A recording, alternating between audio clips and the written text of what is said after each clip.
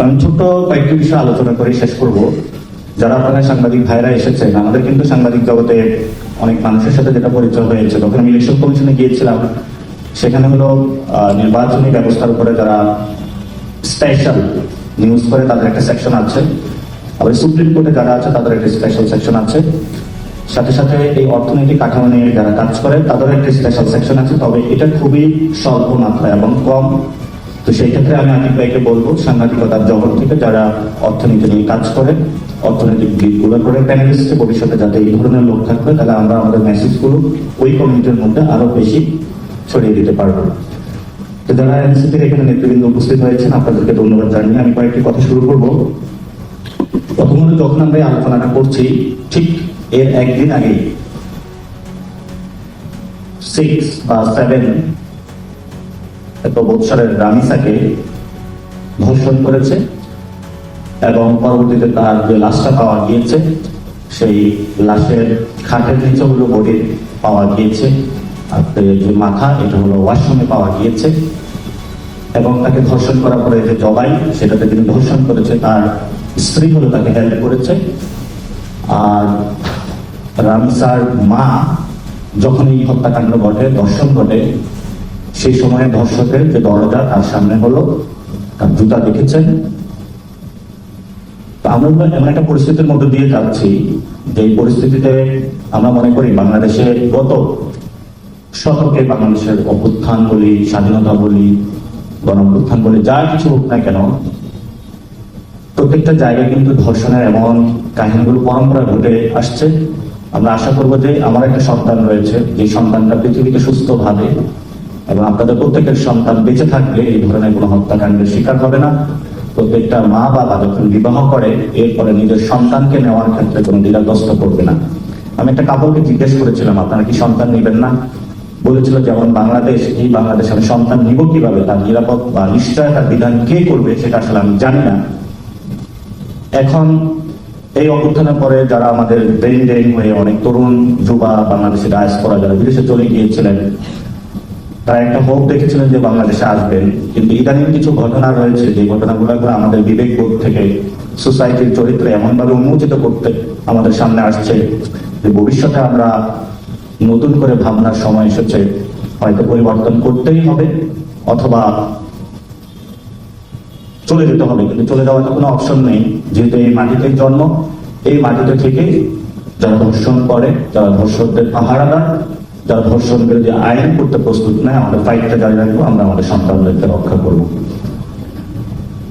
দ্বিতীয়ত যে বিষয়টা কর্মসংস্থান, কর্মসংস্থানের বিষয় হলো আজকে ইন্ডিয়াতে একটি খুবই চমৎকার একটি ঘটনা ঘটছে। ইন্ডিয়ার যিনি চিফ জাস্টিস আছেন উনি হলো তরুণদেরকে একটি কথা বলেছিলেন, সেটা হলো ককরোচ, তেলাপোকা, এবং তরুণদেরকে বলেছিলেন এগুলা বেকার, লেজি। এটা শোনার পরে একটা ক্ষুদ্র তরুণ একটা পার্টি খুলছে, ককরোচ জনতা পার্টি। এই ককরোচ জনতা পার্টির হলো ইনস্টাগ্রামে যে মিলিয়ন ভিউজ, সেটা হলো বিজেপি থেকে অনেক গুণ ছাড়িয়ে গিয়েছে। এবং আমি একটা জায়গায় দেখলাম ককরোচ বসে বসে সেই পদ্মকে বসে বসে খাচ্ছে। তো আমরা বাংলাদেশের পক্ষ থেকে যারা এই অনলাইনে জেনজিদের যে মুভমেন্ট শুরু হয়েছে ইন্ডিয়াতে কারাপশনের বিরুদ্ধে, তাদের সাথে সংহতি জ্ঞাপন করছি। এবং আমরা মনে করি সাউথ এশিয়াতেই যে পরিবর্তনের সূচনা এসেছে, নেপাল থেকে শ্রীলঙ্কা, সেই পাকিস্তান থেকে মায়ানমার, প্রত্যেকটা জায়গায় নতুন করে সাউথ এশিয়া আবার ঘুরে দাঁড়াবে, সেই জায়গায় আমাদের সংহতি বিরাজমান থাকবে। আজকে যে টপিকগুলো আমরা নির্ধারণ করেছি আমি খুব ছোট্ট করে শেষ করব। প্রথমত, কর ব্যবস্থা হলো সংস্কার। কর ব্যবস্থা সংস্কার করা কেন জরুরি, একটু আগে এই বিষয়গুলো নিয়ে খান জহুরুল ইসলাম ভাই বলেছিলেন কোন দেশের কতটা রেশিও। বাংলাদেশে হলো 8.6 পয়েন্ট মাত্র আমরা কর নিতে পারি জনগণ থেকে, এবং এই করের ক্ষেত্রে সবচেয়ে বড় যারা গরিব মানুষ তারা কর দিয়ে থাকে, এবং যারা বড় লোক তারা কর তো দেওয়া দূরের কথা, আবার আমরা যে করগুলো দিয়ে থাকি সেখান থেকে হলো তারা লুট করে নিয়ে যায়। তো বাংলাদেশে যদি আমরা কর ব্যবস্থা শক্তিশালী না করি, তাহলে নাগরিকদের এবং রাষ্ট্রের মধ্যে যে সম্পর্ক, সেই সম্পর্কের জায়গায় কিন্তু ভাটা পড়বে। মানুষ যখন দেখবে যে আমি গরিব হওয়ার কারণে কর দিতে হয়, তুমি বড় লোক হওয়ার কারণে কর দিতে হয় না, এই যে সমাজের যে বৈষম্য, সেই বৈষম্য থেকে কিন্তু জনগণ রাষ্ট্রের প্রতি আস্থা হারায়। তখন টিন সার্টিফিকেট থেকে শুরু করে বিভিন্ন জায়গায় মানুষ প্রতিবাদ শুরু করে আমি এগুলো ট্যাক্স দিব না, এবং মানুষ তাদেরকে হাইড করার চেষ্টা করে। সুনাগরিক হয়ে ওঠার জন্য কিন্তু রাষ্ট্রের একটি বড় দায়িত্ব রয়েছে। সেই দায়িত্বের জায়গা থেকে যদি রাষ্ট্র এটা দায়িত্ব পালন করতে না পারে, তখন কিন্তু রাষ্ট্র ব্যবস্থা যেটা সেটা হলো ধ্বংসের মুখে পতিত হয়। ইন্টারনেটের সময় হলো এনবিআর সংস্কার কথা বলা হয়েছিল। এনবিআর হলো দুইটা গ্রুপ হয়ে গিয়েছিল, এবং একটা গ্রুপ হলো এসে বলতেছে ভাই তোমাকে হলো 150 কোটি টাকা দিব, এবং এই এনবিআর এই পোস্টে হলো আমাকে বসাতে হবে। তো দুইটা পক্ষই দেখি বিভিন্ন জনের কাছে গিয়ে লবিং করে। তো আমি তাকে জিজ্ঞেস করলাম ভাই এই টাকাটা আপনি উঠাবেন কিভাবে? বললো এটা তো একটা চুটকির বিষয়, এটা হলো বসলেই চেয়ার গুলো উঠে যাবে। এবং একটু আগে উনি বলেছিলেন এনবিআর এর মধ্যে অসাধু কিছু কর্মকর্তা যারা এই ধরনের দুর্নীতিগুলোর সাথে জড়িত। তো আমরা একটা শক্ত স্টেপ নিয়েছিলাম। তারপরে হলো গণতন্ত্রের যারা প্রতিনিয়ত মুখে ফেনা তোলে তারাও দেখলাম সেই আন্দোলনে অংশীদার হয়েছে। যেই কোনো মূল্যে হলো এনবিআর এর সংস্কারকে বাধাগ্রস্ত করার চেষ্টা করেছে, ফলত সেই সংস্কার ব্যবস্থা বাস্তবায়ন করা যায় না। তো আমাদের প্রথমত বাংলাদেশে যদি কর ব্যবস্থা সংস্কার আমরা না করতে পারি, তাহলে জিডিপির যে অংশ এবং রাষ্ট্র কাঠামো যে মেরামত করা চালানো সেটা অনেক দুঃসাধ্য কাজ হয়ে পড়বে। এবং রাষ্ট্রের জায়গা থেকে যদি দায়িত্ববোধের জায়গায় আমরা না আসি, আমরা ট্যাক্স দিতে প্রস্তুত আছি। আমি একটা কর্পোরেট কোম্পানিতে জব করেছিলাম, তো আমার $50 হলো তারা স্যালারি বেসড ব্যাংকিং সেক্টরে দিত, $50 হলো ক্যাশ টাকায় দিত। তো জিজ্ঞেস করলাম আপনি ফুল টাকা কেন আপনি ব্যাংকিং এর মাধ্যমে দিচ্ছেন না? তো বললো যে এটা হলো কর ফাঁকি দেওয়ার হলো একটা বড় কায়দা। পরবর্তীতে আমরা যে আমাদের ফাইন্যান্সিয়াল যে এক্সপেন্স শিট গুলা মেনটেন করতাম, লাইক 2024 এর এক্সপেন্স শিটটা অথবা আমরা সেই ডেবিট ক্রেডিটের যত আমাদের সবকিছু আছে এটা দেখা যাচ্ছে 2014 এ থাকতো। তো একদিন হলো আমি অফিসে বসে ল্যাপটপে কাজ করতেছিলাম, তো একটা দুপুরের বিরতির পরে দেখি হলো ল্যাপটপ নিয়ে সবাই অফিস থেকে হলো দৌড়ায় অন্য জায়গায় চলে যেতেছে, একটা বড় বাংলাদেশের কোম্পানি। তো পরে খুঁজে পাইলাম যে হলো এটাতে এনবিআর এর লোক এবং অন্যান্য যারা ট্যাক্স অফিসার তারা আসতেছে, এই জন্য ল্যাপটপের মধ্যে সব ডাটা এই জন্য হলো দৌড়ে চলে যাচ্ছে। আর একটু পরবর্তীতে খোঁজ নিয়ে দেখলাম যে ওই অফিসের বড় বড় যারা কর্মকর্তা কর্মচারী এনবিআর হলো তাদের প্রতিদিন একটা বড় ধরনের যাতায়াত আছে, সে যাতায়াতের মধ্য দিয়ে এই ট্যাক্স ফাঁকিগুলো তারা দিয়ে থাকে।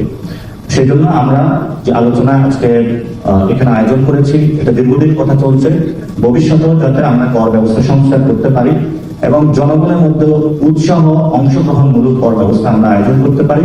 ইনশাআল্লাহ এনসিপি যখন ক্ষমতায় আসবে তখন আমরা এই নিষ্ঠাটা বিধান করবো, যাতে কোনো বড় বড় রাঘব বোয়াল আছে যারা ট্যাক্স ফাঁকি দিয়ে যাচ্ছে তাদেরকে আমরা ট্যাক্সের আওতায় নিয়ে আসবো, এবং ট্যাক্স ব্যবস্থা সংস্কার করতে গিয়ে যত বড় হলু হোক গণতন্ত্রের দরজাদারের মুখে ফুটে উঠুক, তারা যদি এখানে এসে এমন টেনশন আচ্ছা তারা এখানে আসুক না কেন, আমরা তাদের সাথে ইনশাআল্লাহ মোকাবেলা করবো। আমাদের 2 মিনিট টাইমটা বাড়িয়ে দিবেন, তারা বিশ্বাস করে দিচ্ছি।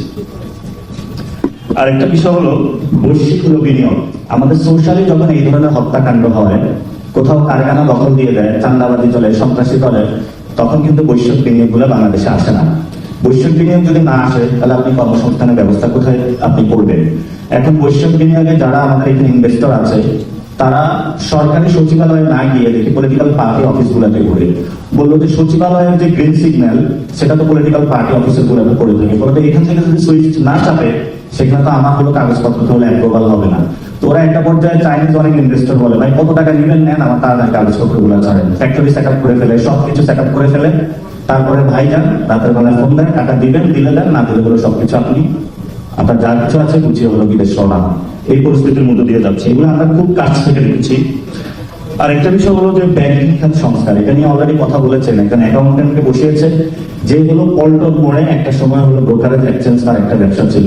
তো আমার অনেক ব্রোকারেজ হাউসের সাথে কথা হয়েছে, বললো যে ভাই আমার টাকাও মেরে দিয়েছে, ওর টাকাও মেরে দিয়েছে, এত বড় একটা সন্ত্রাসী এবং ঋণ খেলাপি কিভাবে বাংলাদেশ ব্যাংকে গিয়ে বসে।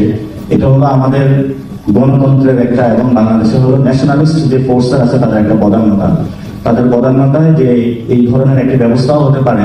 তো অনেক ব্রোকারেজ হাউসের যিনি মালিক আছেন তারাও এখন এসে বসে আছে, আমাদের কাছে লবিং করে, তো ও যদি হইতে পারে তাহলে আমি হইতে পারবো কেন, আমি তো ওর থেকে কম মেরেছি, ও তো আমার থেকে বেশি মেরেছে। এগুলো আমাদের দেশের অবস্থা। শেষ যে দুটো টপিক, পুঁজিবাজার উন্নয়ন, পুঁজিবাজারের মাফিয়া থেকে শুরু করে আজকে পুঁজিবাজারের অন্যতম